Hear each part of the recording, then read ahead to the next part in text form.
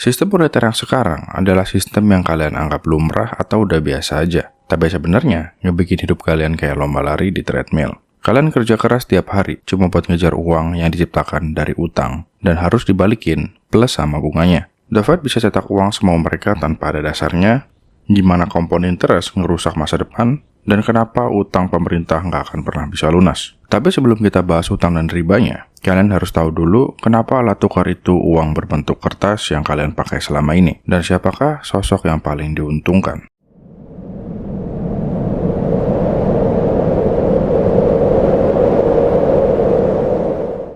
Tanggal 14 Mei tahun 1607, pelaut-pelaut dari Inggris menemukan benua baru yang ada di sebelah barat negara mereka. Benua yang kalian kenal sekarang sebagai benua Amerika. Para pelaut Inggris itu berlabuh di daerah yang sekarang namanya Jamestown, Virginia. Setelah mereka bikin kota Jamestown, makin banyak orang-orang Inggris yang datang ke benua tersebut buat bikin benteng, sawah, kebun, dan kota-kota kecil lainnya. Orang-orang tersebut adalah kolonis atau orang-orang dari sebuah negara yang menempati tanah yang baru. Kolonis ini datang dengan tujuan yang bermacam-macam. Ada yang nyari petualangan, ada juga yang nyari kebebasan. Tapi kebanyakan dari mereka nyari jalan keluar dari kemiskinan yang ada di tanah air mereka, yaitu Inggris. Karena di Inggris, sistem pemerintahannya adalah monarki, dan para rakyat jelata nggak bisa jadi kaya di sana. Yang kaya cuma raja dan para bangsawan aja. Semakin berjalannya waktu, para kolonis dan peradabannya yang ada di benua Amerika berkembang sangat pesat. Mereka membentuk 13 koloni Amerika, tapi masih di bawah pemerintahan Raja Inggris dan parlemen-parlemennya. Di masa-masa kolonial ini nggak ada yang namanya damai. Orang yang meninggal hampir ada setiap harinya. Mulai dari kelaparan, wabah, kekerasan, dan pembunuhan massal. Perang lawan penduduk lokal Indian sama koloni lain dari negara-negara yang berbeda juga sering banget terjadi. Perbudakan ada di mana-mana terutama untuk orang-orang ras kulit hitam. Tapi masa-masa kolonial jadi masa-masa yang menguntungkan buat orang-orang yang berani menjelajah dan rajin bekerja, karena banyak tanah yang masih belum ada pemiliknya. Sumber dayanya juga berlimpah. Koloni juga jauh dari kasta sosial yang ada di Inggris. Orang-orang miskin dari Inggris bisa migrasi ke Amerika dan jadi pemilik tanah yang luas. Di masa-masa kolonial, alat tukar yang mereka pakai adalah koin emas dan koin perak. Kolonis-kolonis Inggris tukar barang produksi mereka, contohnya kayak tembakau, kuda, sapi, dan lain-lain, ke koloni Portugis dan Spanyol buat ditukar sama koin emas dan koin perak. Dan koinnya dipakai buat beli barang-barang impor dari Inggris, yang dibawa sama pedagang-pedagang yang dari Inggris juga. Tapi koin emas dan koin perak yang dari koloni dibawa balik sama pedagangnya ke Inggris. Jadi koin emas sama koin perak itu nggak muter di koloni, yang akhirnya koin tersebut jadi langka. Karena koin emasnya langka, kolonis biasanya pakai barang lain sebagai alat tukar. Contohnya kayak daun tembakau dan kulit berang-berang. Di tahun 1688 sampai 1697, ada perang di Amerika yang namanya King's William's War. Perang yang terjadi antara koloni Inggris dan koloni Perancis bersama dengan suku-suku Indian yang ada di sana. Tahun 1960, uang kertas pertama kali diterbitkan di Massachusetts sebagai tindakan perang darurat. Uang kertas ini disebut juga dengan colonial script. Uang kertas selalu diterbitkan di masa-masa darurat buat bayar pasukan, beli perbekalan, dan beli senjata.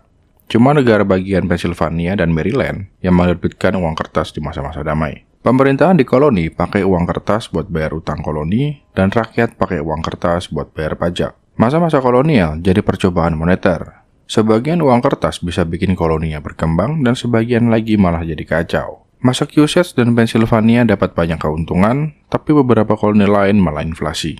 Di tahun 1723, Benjamin Franklin yang masih muda pindah ke kota Philadelphia, negara bagian Pennsylvania buat belajar berdagang dengan jadi tukang cetak. Franklin melihat kotanya lagi kesulitan ekonomi karena kekurangan media tukar atau uang. Emas dan perak yang mereka dapat dari Portugis dan Spanyol ditukar sama barang-barang dari Eropa. Karena kekurangan uang, koloni harus mengandalkan barter supaya memenuhi kebutuhan mereka, yang sangatlah nggak efisien. Di tahun yang sama, Franklin pindah ke Philadelphia.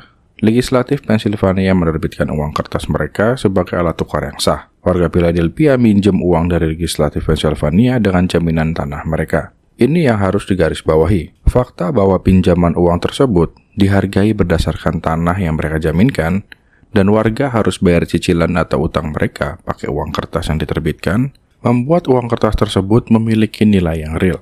Jadi uang kertas tersebut merepresentasikan tanah yang para warga jaminkan ke pemerintah. Para warga pakai uang tersebut buat meningkatkan properti mereka. Begitu uang kertas yang masuk ke sirkulasi ekonomi, langsung dipakai jadi alat tukar yang sah, menggantikan koin emas dan koin perak. Franklin ngelihat dengan adanya percetakan uang kertas ini, ekonomi Philadelphia berkembang dan kotanya jadi makin makmur. Di tahun 1729, Franklin membuat karangan yang berjudul Penyelidikan Sederhana tentang Sifat dan Kebutuhan Mata Uang Kertas. Dalam karangannya ini, Franklin menyatakan bahwa ketika uang langka, biaya pinjaman akan meningkat dan menekankan aktivitas ekonomi. Karena uangnya langka, orang-orang kaya bisa mendapatkan keuntungan yang lebih besar melalui riba dan pengenaan suku bunga tinggi. Pas uangnya banyak, orang-orang kaya menginvestasikan uang mereka ke perdagangan dan meningkatkan produktivitas tanah mereka, yang menyebabkan perkembangan ekonomi dan banyak adanya lapangan pekerjaan.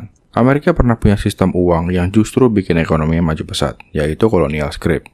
Uang yang dicetak sendiri oleh koloni-koloni Amerika. Tapi sayangnya, sistem ini nggak disukai sama Inggris, khususnya Bank of England dan para bankirnya. Mereka takut kehilangan kontrol atas koloni. Akhirnya di tahun 1764, Inggris ngeluarin Currency Act yang melarang Amerika buat nyetak uang mereka sendiri dan maksa pakai mata uang Inggris. Nah, sejak saat itu ekonomi koloni langsung anjlok dan jadi salah satu pemicu utama Perang Revolusi Amerika. Franklin sempat bilang kalau sebelum pelarangan itu rakyat hidup sejahtera, tapi setelahnya langsung susah. Kenapa? Karena pasokan uang jadi terbatas, inflasi naik, proyek publik nggak jalan, dan daya beli masyarakat jadi ikut turun. Franklin percaya uang itu harus dikontrol sama pemerintah yang dipilih sama rakyat, bukan dikuasai segelintir banker yang cuma mikirin cuan. Dan mereka mikir gimana bikin cuan yang lebih banyak dengan memperbesar skala dari rencana mereka. Tapi sebelum lanjut ke bahasan selanjutnya, kalau misalnya kalian tertarik sama video ini, tolong klik tombol like sama subscribe-nya dulu ya.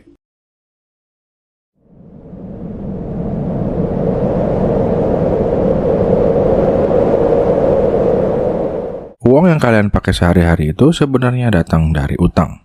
Ya, beneran, dari utang. Di sistem yang sekarang, uang itu nggak sekedar cetak terus dibagiin. Justru uang baru muncul kalau ada orang atau perusahaan yang ngajuin pinjaman ke bank. Jadi setiap lembar uang yang kalian pakai atau yang kalian pegang, itu aslinya hasil dari utang yang harus dibayar balik, plus bunga tentunya. Dan disinilah masalahnya.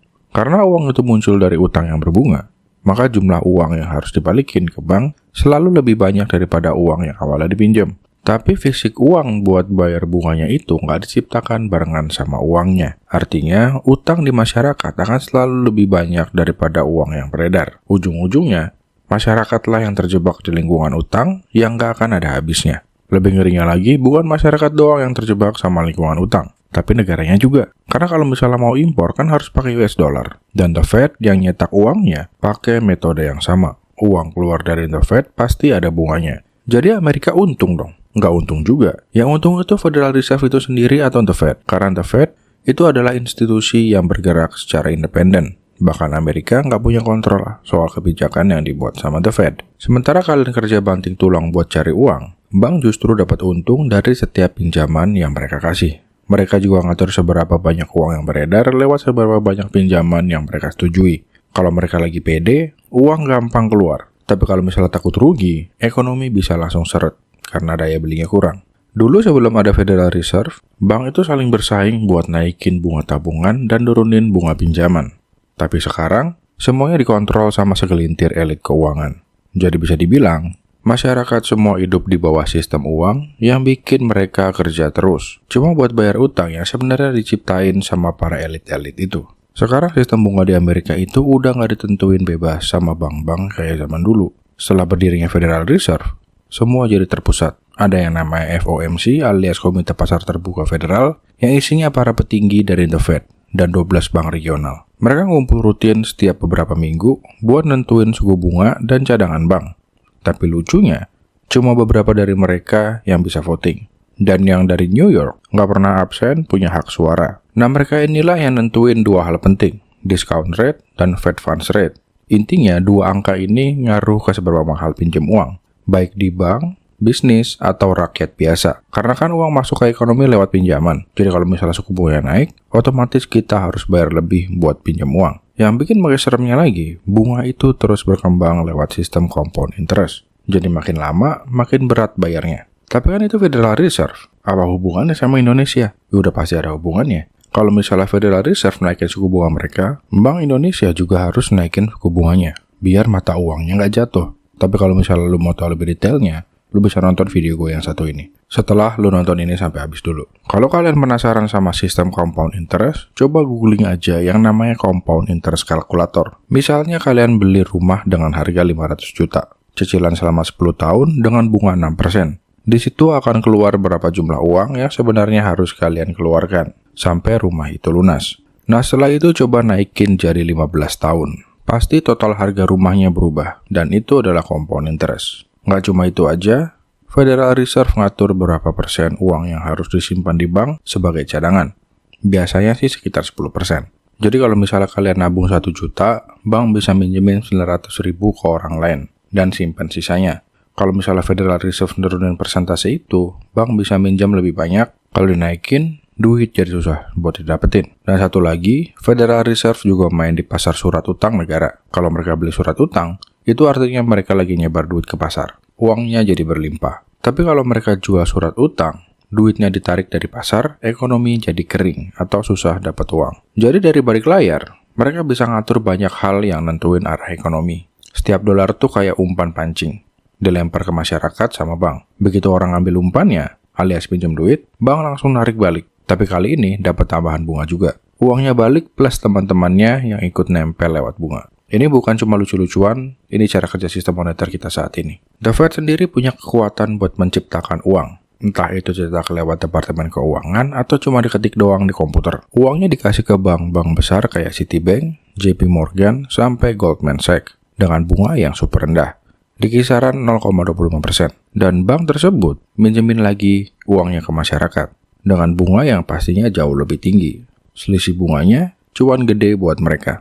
Dan masalahnya makin parah karena The Fed cuma bikin uang pokoknya aja. Fisik uang dari bunganya nggak pernah diciptakan sama sekali. Jadi kalau misalnya The Fed minjemin 1 juta dolar ke bank, uang yang masuk ke ekonomi ya cuma 1 juta. Tapi karena harus dibayar balik plus bunganya, maka ada kekurangan uang secara sistemik. Uang untuk bayar bunganya nggak pernah ada dari awal. Jadi bank harus terus minjem uang baru, biar bisa bayar bunga yang lama. Dan siklus ini nggak pernah ada habisnya. Makanya sistem ini bikin semua orang hidup dalam lingkaran utang. Kalian kerja keras, berusaha bayar utang, bayar bunganya juga, tapi tetap aja uangnya terasa kurang. Dan di saat yang sama, segelintir elit finansial ngumpulin kekayaan tanpa harus produksi barang atau jasa. Semua berkat sistem utang yang didesain buat menguntungkan mereka. Sekarang pertanyaannya, masyarakat paham nggak soal ini? Sebagian besar sih nggak. Utang harus terus nambah biar utang sebelumnya bisa dibayar. Kayak bangun piramida dari utang di atas utang. Ini kayak gelembung raksasa yang terus dipompa. Dan kalau suatu saat bank berhenti ngasih pinjaman, gelembungnya bisa meledak. Uang di pasar langsung menyusut, dan kita masuk ke resesi, atau bahkan depresi ekonomi. Sistem moneter berbasis utang ini sebenarnya membentuk siklus utang yang bisa diprediksi. Makin banyak orang yang pinjam uang, makin banyak uang yang beredar. Dan ini bisa bikin harga barang-barang jadi naik. Karena ada lebih banyak uang dan ngejar barang-barang yang terbatas. Biasanya, pas harga naik, orang makin banyak pinjam uang buat beli aset, kayak rumah, tanah, dan saham. Karena mereka berharap harganya akan terus naik dan mereka bisa jual dengan harga yang lebih tinggi. Di titik ini kita udah mulai bisa ngelihat gelembung utangnya. Seperti yang terjadi di pasar properti dan saham. Tapi masalahnya, bunga dari utang yang ada itu bakalan terus berkembang. Jadi untuk bayar bunganya, bank harus terus nambahin utang baru. Ini mirip sama piramida yang harus terus berkembang. Karena kalau misalnya enggak, sistemnya bakalan ambruk. Dan pada akhirnya, utang yang terus tumbuh nggak akan bisa dibayar lagi. Harga barang bakalan terus naik tinggi, orang nggak punya cukup uang buat bayar utang, dan semua ini mulai jatuh. Saat nggak ada yang bisa pinjam lagi buat beli barang yang udah kebanyakan, orang mulai gagal bayar. Dan ini bakalan kayak Amerika tahun 2008. Tapi bedanya, skalanya bakalan mendunia. Kalau kalian penasaran sama krisis ekonomi 2008 yang ada di Amerika, kalian bisa klik di sini kalau udah nonton video ini sampai habis. Dan saat gagal bayar, bank bisa menyita aset yang dijadikan jaminan. Rumah, mobil, tanah, bahkan bisnis atau aset pemerintah. Jadi siklus ini dimulai dengan inflasi, lalu deflasi, dan akhirnya penyitaan. Proses ini bakalan terus berulang dari dekade ke dekade, bahkan dari abad ke abad. Sampai akhirnya, para elit yang membuat sistem moneter seperti ini bakalan menguasai semua aset yang ada di dunia. Kalau misalnya kita nggak hati-hati, yang punya segalanya cuma segelintir orang aja. Yang barusan adalah sistem hutang. Ada yang lebih mengerikan lagi, yaitu riba.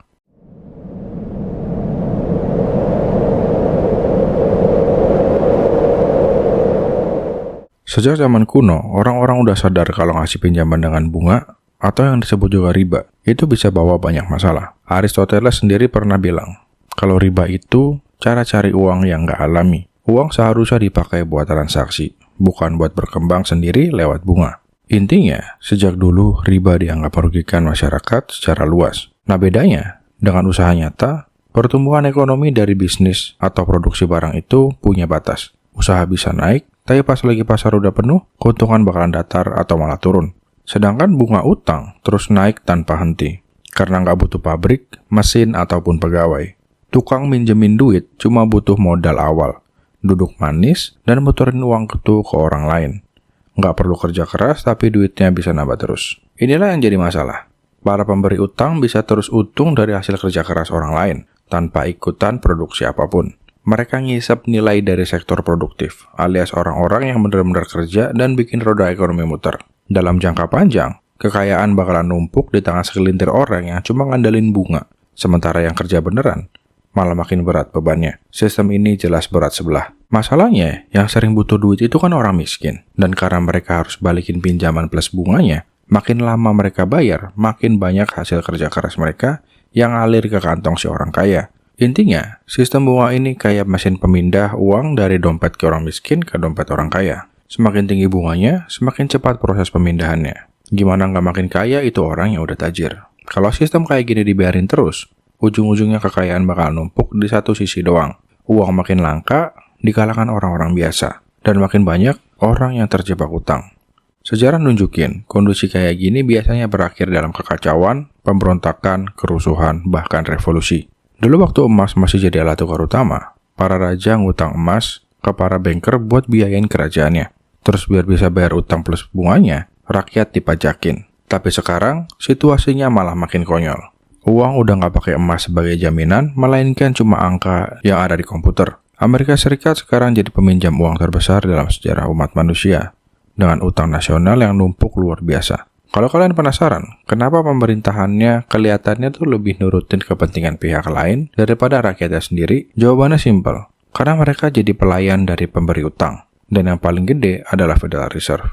Nah itu dia sistem moneter yang kita jalankan sekarang. Dan betapa ajaibnya dunia utang ini, kalau dipikir-pikir ternyata uang itu bukan cuma soal kertas dan angka, tapi juga tentang siapa yang pegang kendali. Dan sayangnya, yang pegang kendali kebanyakan bukan orang-orang yang kerja keras setiap harinya, tapi mereka yang bisa cetak uang semau mereka. Video ini dibuat berdasarkan buku karya Brian O'Brien, The Tyranny of Federal Reserve, bab 1 sampai bab 3. Dan seriusan, buku ini menarik banget. Kalau kalian mau gue ngebahas bab selanjutnya, lu bisa tulis di kolom komentar. Kalau video ini nambah pengetahuan kalian, jangan lupa klik tombol like dan subscribe, dan share ke teman-teman kalian, supaya pengetahuan mereka juga bertambah. Tulis juga di kolom komentar, menurut kalian gimana solusi yang ideal? Apakah sistem sekarang masih bisa dibenerin, atau udah waktunya dirombak total? Terima kasih.